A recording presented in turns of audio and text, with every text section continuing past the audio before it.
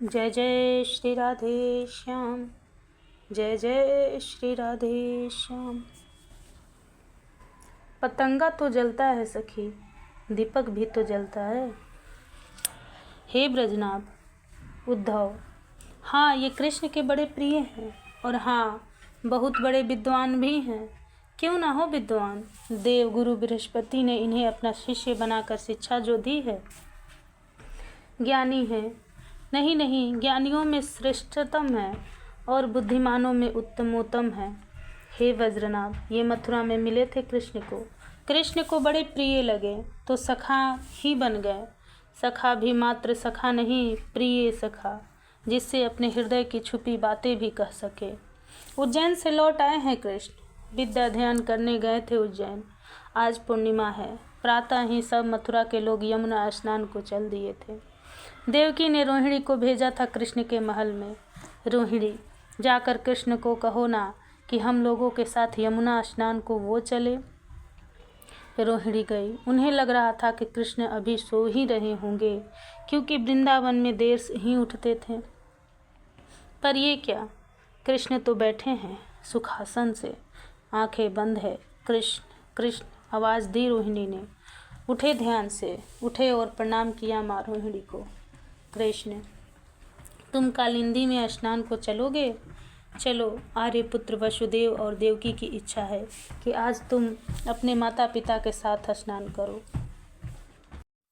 धीरे से मुस्कुराए कृष्ण। नहीं माता, आप लोग जाइए। इतना रूखा उत्तर। रोहिणी वापस आई और मना कर दिया देवकी को।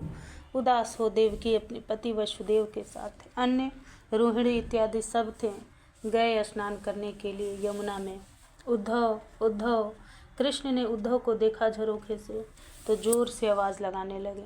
उद्धव प्रसन्नता से भरे कृष्ण के पास आए, बड़ी श्रद्धा से चरणों में प्रणाम किया। आज्ञा गोविंद, उद्धव ने कहा। यमुना स्नान को चलोगे?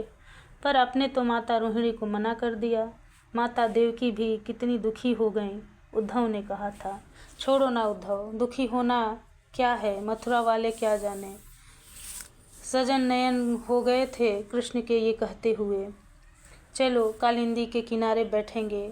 नहीं नहीं, स्नान मात्र करके आएंगे नहीं, बैठेंगे, मौन होकर बैठेंगे। उद्धव चलो ना, कृष्ण ने उद्धव को कहा और दोनों ही यमुना की ओर चल पड़े थे। आर्यपुत्र कृष्ण, देवकी ने वसुदेव को दिखाया। रोहिणी और वसुदेव ने भी देखा। मेरे साथ नहीं आया मेरा पुत्र, उद्धव के साथ आ गया।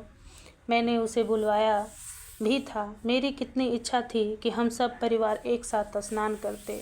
उज्जैन से आने की प्रतीक्षा ही करती रही थी मैं, ताकि अपने पुत्र के साथ समय बिताऊं। इतना कहते हुए रो गई देवकी।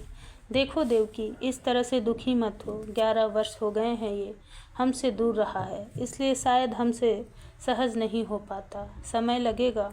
देवकी को समझाते रहे वसुदेव जी। हाँ ये स्थान ठीक है, एकांत है। यमुना यहाँ शांत भी है। ओह, कदम का वृक्ष भी है यहाँ तो। मुस्कुराते हुए देख रहे थे कृष्ण यमुना की लहरों को। पर उफ, याद आ गई।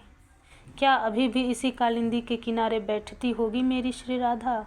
क्या गोपियाँ अभी भी जल भरने आती होगी और वहाँ बैठकर मेरी चर्चा करती होगी? नेत्रों से अश्रु बूंद गिरने लगे कृष्ण के। वृंदावन यमुना के किनारे आज यहाँ भी भीड़ है। श्री राधा रानी मध्य में है, सखियाँ उनको घेर कर बैठी हैं। यही यमुना मथुरा जाती है ना? एक सखी बोल गई। क्या हमारी तरह कृष्ण भी यमुना के किनारे बैठते होंगे मथुरा में? दूसरी सखी भी बोल पड़ी। ओह, शांत बैठी श्री राधा रानी को मानो किसी ने झकझोर दिया हो। उठकर एकाएक 4 कदम चलते हुए यमुना के जल में आकर फिर खड़ी हो गई। देखती रही उस नीले जल को। टप टप करके आंसू गिरने लगे। हे वज्रनाभ, अपने प्रियतम कृष्ण को संदेश देती है श्री राधा रानी। माध्यम चुना है आज कालिंदी को। हे कालिंदी, मेरा एक संदेश कहोगी मेरे प्रियतम से? कहना, तेरी राधा रोज मेरे तट पर आती है, बैठी रहती है, मेरे नील रंग को देखकर तुझे याद करती है। तुमने जिस सागर को छुआ था था उसी गागर को लेकर आती है, पर कालिंदी मैं तुम्हें कितना नयन जल दे जाती हूँ ये मत कहना। और हाँ यमुने, कहना उनसे तेरी राधा सांझ सवेरे नंदगांव भी जाती है, बाबा और मैया से भी मिल आती है। मैया गैया मानती नहीं है, अपना दूध तुझसे दुहाना चाहती है, तब मैं ही जाकर तेरे घर की गैया दुहाती हूँ। दूध तो आती हूँ, पर दूध कितना धरती पर गिरता है, कितना पात्र पर गिरता है, ये कालिंदी ये मत कहना।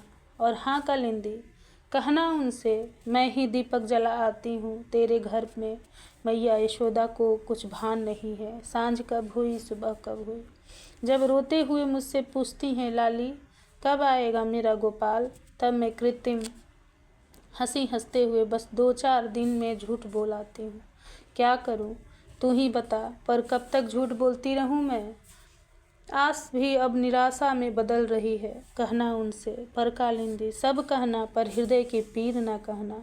तभी श्री राधा रानी को आवेश आ गया। किनारे में अनंत कमल खिले हुए थे, उन कमलों को तोड़ने लगी।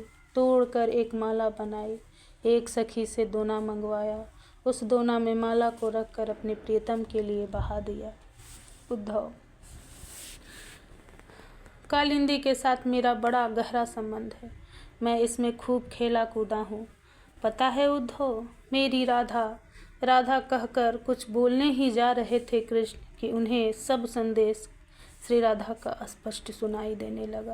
आंसुओं की धार लग गई कृष्ण के, रोम रोम से राधा राधा राधा शब्द गूंजने लगा।